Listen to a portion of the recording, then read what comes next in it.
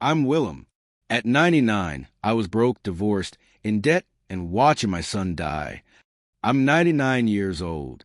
I've spent over 70 years in the investment world, accumulating roughly $2.5 billion along the way. But here's the part that rarely gets mentioned in the highlight reels. I once found myself starting a year with less than nothing.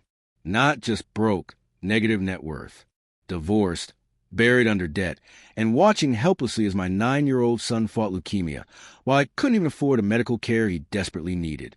That was 1962. I was 38 years old, staring at what felt like the bottom of an impossibly deep pit. So when people corner me at events or send letters asking, "Charlie, if you had to start 2026 with absolutely nothing, what would you do?" I don't have to theorize. I don't have to guess or pontificate. I lived through that nightmare. I clawed, scraped, and fought my way out of that financial grave once before. And if circumstances force me to do it again today, starting this year with empty pockets and no safety net, I know precisely what moves I'd make. This isn't motivational fluff about vision boards and positive affirmations. This is a concrete, step-by-step blueprint forged from 7 decades of actual experience. A plan that functions regardless of whether the economy is roaring or collapsing, whether markets are soaring or crashing, whether you're 25 or 55. Because here's the brutal truth most people never grasp. Starting with nothing isn't actually your biggest obstacle. Your biggest obstacle is wandering through life without any coherent plan. You're improvising daily, copying the strategies of people who are just as broke as you are, then acting shocked when you remain broke year after year. I'm about to hand you the exact blueprint I used, the identical principles that carried me from negative net worth to billions. And if you're beginning 2026 broke, nearly broke, or simply feeling like you're falling further behind, these next 40 minutes might prove to be the most valuable time investment you make all year. Because by the time we're finished, you'll possess crystal clear knowledge of exactly what to do, month by month, dollar by dollar. No confusion, no justifications, just a plan. Let me share something that might catch you off guard. If I woke up on January 1st, 2026, with $0 in my bank account, I wouldn't feel fear. I'd feel a surge of excitement. Starting with nothing actually hands you 3 enormous advantages that wealthy people have permanently lost. The first advantage is pure, unfiltered freedom to take risks they can't afford anymore. When you possess nothing, you have nothing to defend. No lifestyle to desperately maintain. No expensive house keeping you awake at night with worry about losing it. No country club membership you're clinging to for social status. You're completely unshackled. And that freedom represents the ultimate wealth advantage that money paradoxically can't buy. I observe wealthy people constantly. They're imprisoned by their own success. They pull in $300,000 annually but burn through $295,000. And they're absolutely paralyzed by fear of taking any meaningful risk because it might mean surrendering their BMW lease or yanking their children out of that prestigious private school. They become slaves to the very lifestyle they worked so hard to build. You don't carry that burden. You're starting 2026 with nothing, and that's actually liberating. You can pivot quickly, move decisively, take calculated gambles that people with everything to lose simply cannot. The second advantage is that your mistakes cost almost nothing. If you attempt something this year and it fails spectacularly, what did you actually sacrifice? A few $100s, maybe $1,000, that's essentially free education. That's tuition for the University of Real-World Experience. When I make a mistake now, it drains millions from my accounts. When war miscalculates, it evaporates billions. But your mistakes? They're affordable, almost laughably so. This means you can experiment freely. You can test 3 or 4 completely different approaches to generating income this year. One of them will gain traction and start working, and the lessons you extract from the failures will ultimately prove more valuable than the modest amount of money you lost in the process. The third advantage is that compound interest hasn't had time to work against you yet. Most people miss this completely. Poverty compounds just as aggressively as wealth does. If you're 45 years old, beginning 2026 with $0, you've been compounding bad financial decisions for 25 years straight. But if you're younger, or if this is merely a temporary setback, rather than a lifelong pattern, you haven't hemorrhaged much time yet. Every year you waste between age 20 and 40 costs you approximately $100,000 in eventual retirement wealth. But starting right now, at the threshold of this year with the correct strategy, you can actually recover that lost ground. Now, I need to be completely honest with you about something uncomfortable. Starting with nothing is only an advantage if you actually do something meaningful with it. Most people who start 2026 broke will end 2026 equally broke. They'll waste another precious year. They'll craft elaborate New Year's resolutions on January 1st and abandon them by January 15th. They'll blame the economy, blame their boss, blame inflation, blame politicians, blame their parents, blame anything and everyone except the person they see in the mirror. And in 12 months, they'll be sitting in exactly the same place, staring at the same empty bank account, wondering why absolutely nothing changed. Don't be that person. Please, don't be that person. Because I'm about to hand you the plan that ensures you don't end up back here next year having this same conversation with yourself. If you follow what I'm about to share with you, and I mean actually follow it with discipline and consistency, not just nod along while listening and then sleepwalk back to your old habits, by the end of this year, you will have money saved. You will have income streams flowing that didn't exist before. And you will be positioned on a trajectory that leads inevitably toward wealth. I've watched this plan work for 70 years. It worked in the 1960s when I was broke and desperate. It worked in the 1980s when my investment firm was small and scrappy. It works today, and it will work for you this year if you commit to it. But that commitment can't be casual or half-hearted. Not for a week when you're feeling motivated. Not for a month when it's still novel. For the entire year. Because wealth isn't constructed in moments of inspiration. It's built in years of consistent action. And this year, 2026, this is the year you begin building something that will fundamentally change your life. Here's the plan. 7 specific steps, each one building on the foundation of the last. By the time we're finished, you'll know exactly what to do in January, what to do in March, what to do in June, and what position you need to be in by December. No ambiguity, no guesswork. The first step starts immediately, right now in January, and it's deceptively simple. Stop the bleeding. If you're starting this year with $0, it's because money is hemorrhaging out of your life faster than it's flowing in. That has to stop immediately. Not next month when you feel more stable. Not after you get that raise you're hoping for. Today, right now, here's exactly what I'd do if I woke up broke on January 1st.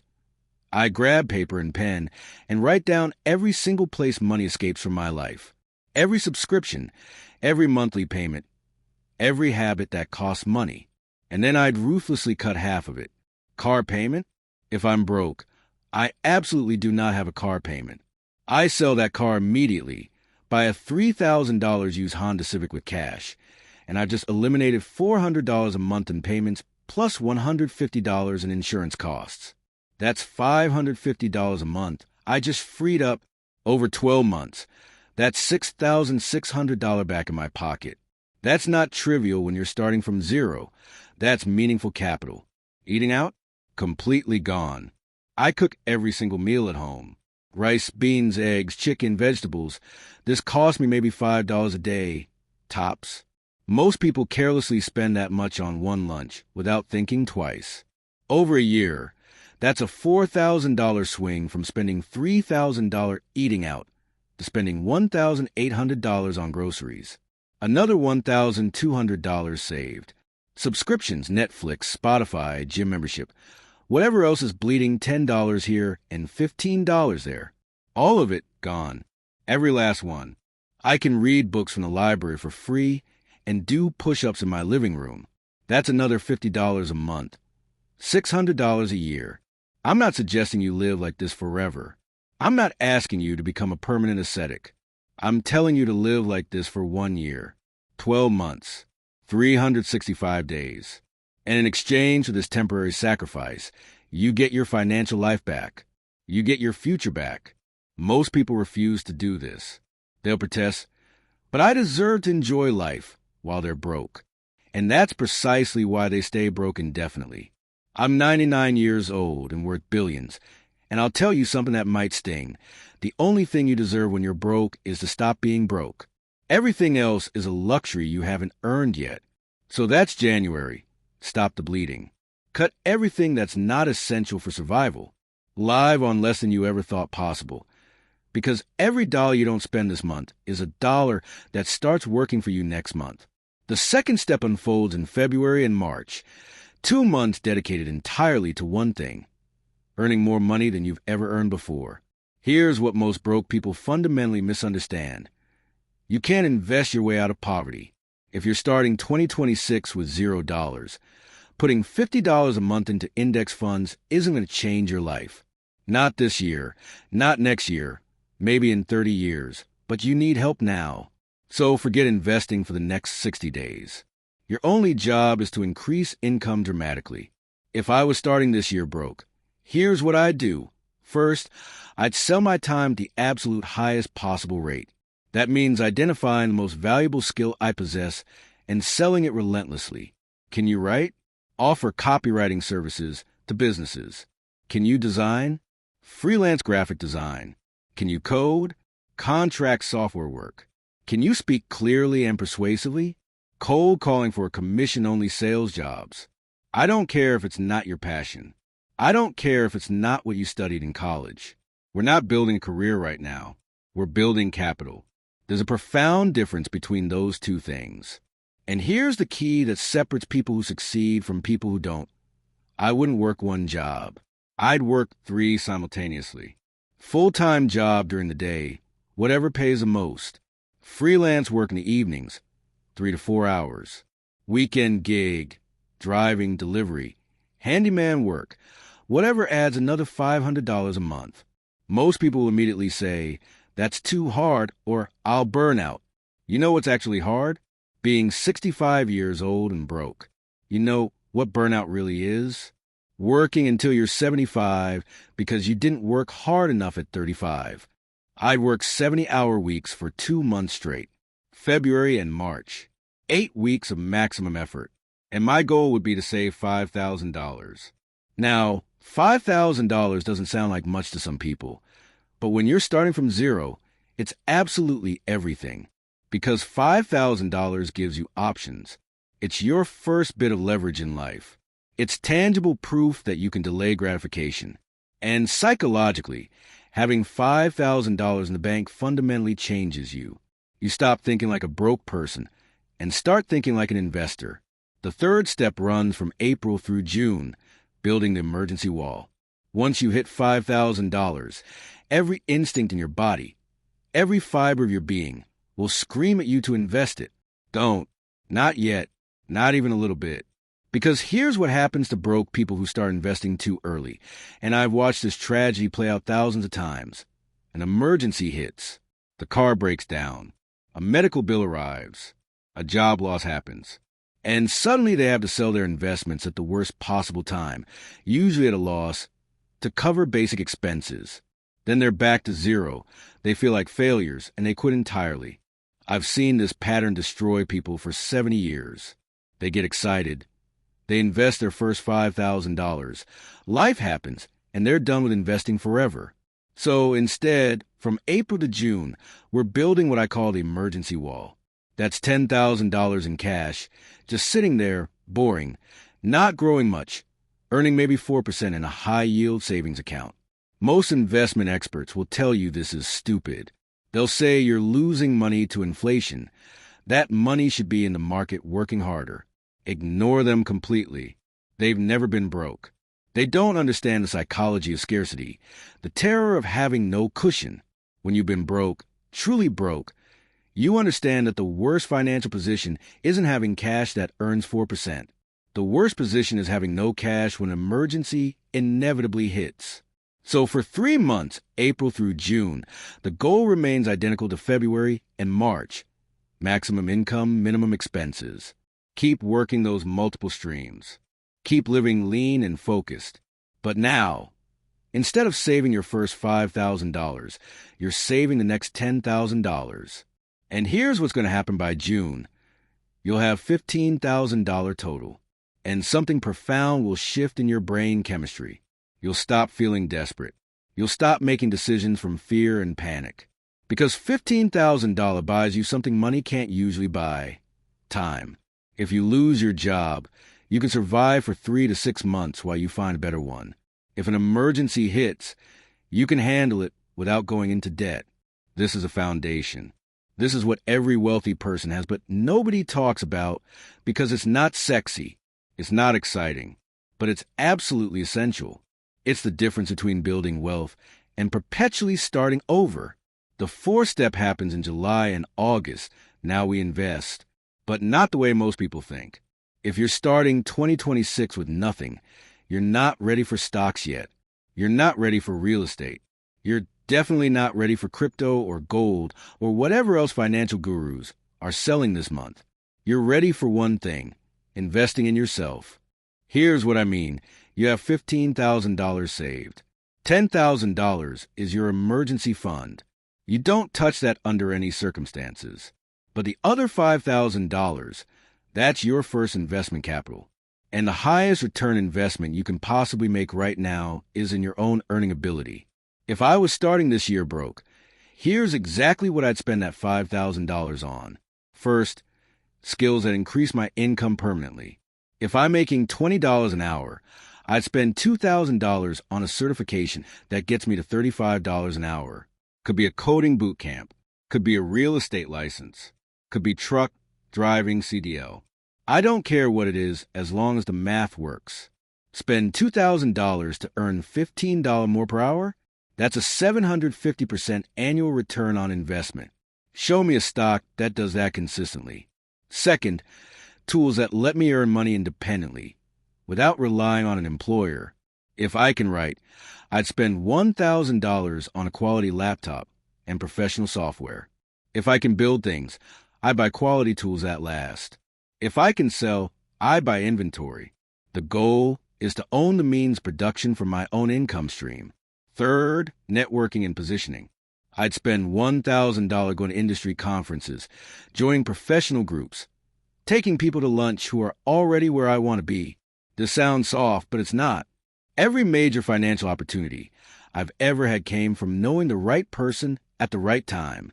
Relationships are invisible assets that compound just like money. Fourth, I keep $1,000 as an opportunity fund for deals that pop up unexpectedly. Distressed goods you can flip. Emergency freelance equipment. Whatever. Now, most broke people will protest. But Charlie, I want to invest in stocks. I know you do, but stocks will still be there next year, and you'll have more money to invest with then. Right now, the best investment isn't buying someone else's company. It's building your own earning power. It's closing the income gap between where you are and where you need to be.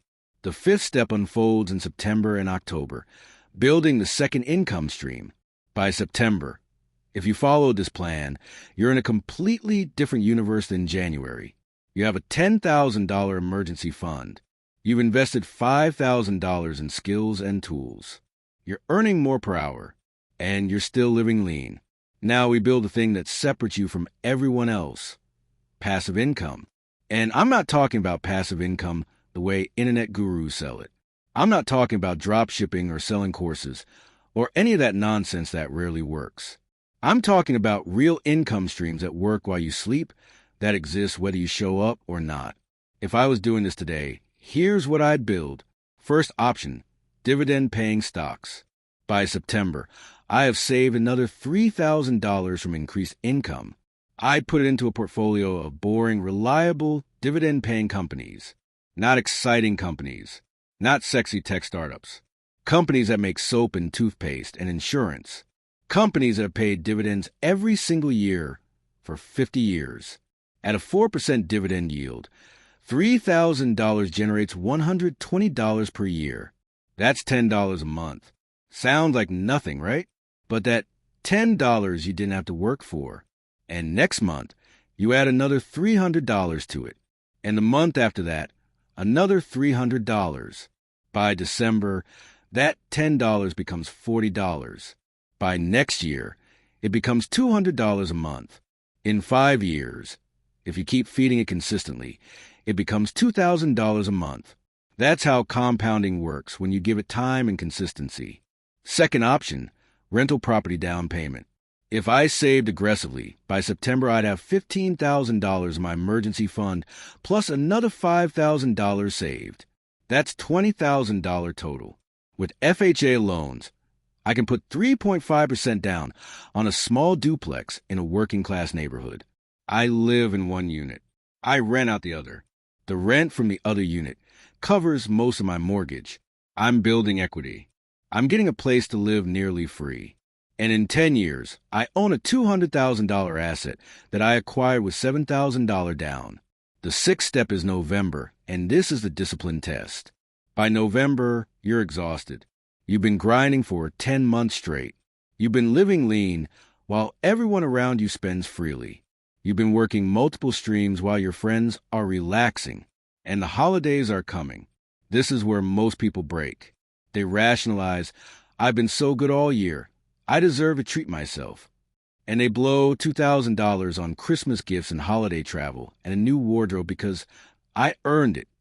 And then January comes and they're back to broke, wondering what happened. I've watched this pattern for 70 years. November and December destroy more financial progress than any other months because people confuse earning money with having money. Just because you earned $60,000 this year doesn't mean you have $60,000. If you spent $58,000, you have $2,000. That's the only number that matters. So here's what I'd do in November. I'd commit to spending nothing extra. No holiday inflation. No, this year is different. I'd give gifts that cost nothing. My time, homemade food, handwritten letters. I'd tell my family, I'm building a financial foundation this year, and next year I can be more generous, but this year I need to finish what I started. Some people won't understand. Some people will judge you harshly. Let them. They're not paying your bills. The seventh and final step is December, planning your next year. If you followed this plan, actually followed it with discipline and consistency, here's where you are by December. You have a $10,000 emergency fund. You have a second income stream generating $50 to $200 per month. You increase your primary income by learning new skills. You have tools and certifications that make you more valuable. And you've proven to yourself that you can delay gratification and execute a plan. In 12 months, you went from zero to solvent. That's absolutely huge. But here's the thing. You're not done. You're just getting started. Because now in December, we plan year 2. And year 2 is where things accelerate dramatically. In year 2, you don't have to build a foundation anymore. You have it. So now you can take more calculated risks. You can invest more aggressively. You can start that business you've been thinking about. You can buy that rental property. You can leave that job that's been holding you back because you have 6 months of expenses saved and a backup income stream. Year 1 is defense. Year 2 is offense. So in December, I'd sit down and write out year 2 with the same precision. What's my income goal? What's my savings target? What's the next skill I learn? What's the next investment I make? What does my life look like in 24 months if I keep this momentum? And then I commit to it the same way I committed to year 1. Because here's the brutal truth. Most people never start. The people who start, most quit in the first 90 days.